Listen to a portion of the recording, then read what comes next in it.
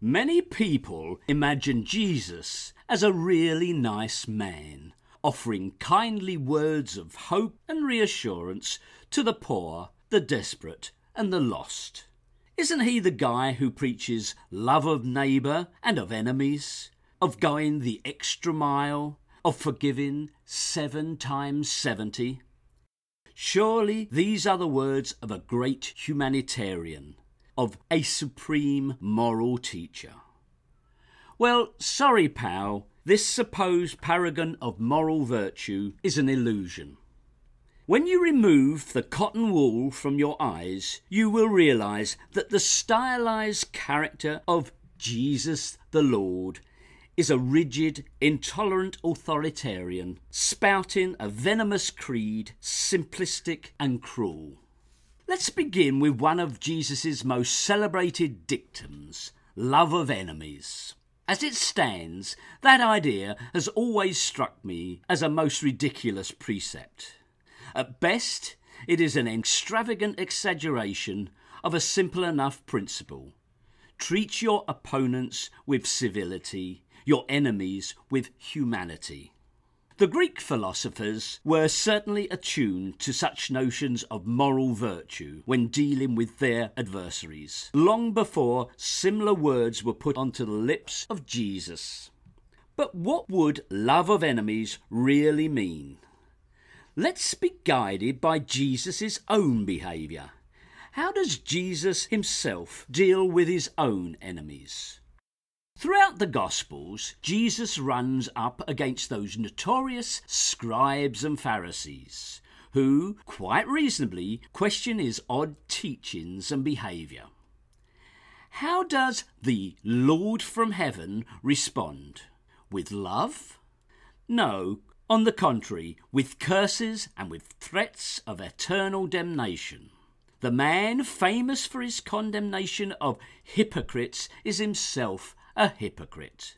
Jesus makes abundantly clear that his love of enemies extends only to those enemies who have fallen at his feet in abject submission. He deigns to love them only because they humble themselves before his absolute lordship.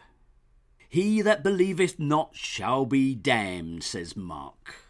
And just as Jesus' so-called love is indiscriminate, so too is his retribution towards those who don't immediately bend their knee. Jesus threatens destruction and everlasting torment to entire cities for their reticence to immediately embrace him as their new Lord and Master. Or, as Matthew puts it, it will be more intolerable for them on the day of judgment than the land of Sodom and Gomorrah. What we have here are the brutal ethics of a pre-modern warlord, poised before a besieged city with his murderous horde. Immediately embrace me as your king, and my mercy will allow you to live on as a slave in my kingdom. Or else every last one of you will die a horrible, lingering death. And this is a Jesus, a character presented to young children as a figure worthy of reverence and worship. But let's move from enemies to those nearest and dearest to us, family. Again, we see in the Jesus figure that same streak of simplistic intolerance, lacking any normal human compassion. According to Matthew, Jesus allows divorce, to a man that is, solely on the grounds of his wife's infidelity. According to Mark and Luke, not even is that option allowed. Any remarriage is an act of adultery. Now, this is a cruel, simplistic and wrong ethic. If we were to follow these teachings, as the church in Europe did for centuries, married people would almost certainly face a life sentence of domestic violence, physical and psychological abuse, and sheer misery. Today, we recognise the limitations of marriage. We are enlightened. The words placed in the mouth of Jesus are the sentiments of a primitive, barbarous culture. Could we say that Jesus is the upholder of strong family values? He does, after all, preach the brutal doctrine that the person who speaks evil of his father and mother should surely die. But let's get real here. Might not some children have perfectly good reasons for not honouring their parents?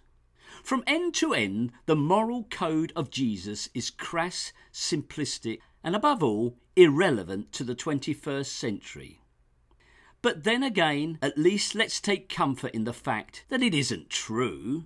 It isn't history. It's just more astounding rubbish from the New Testament.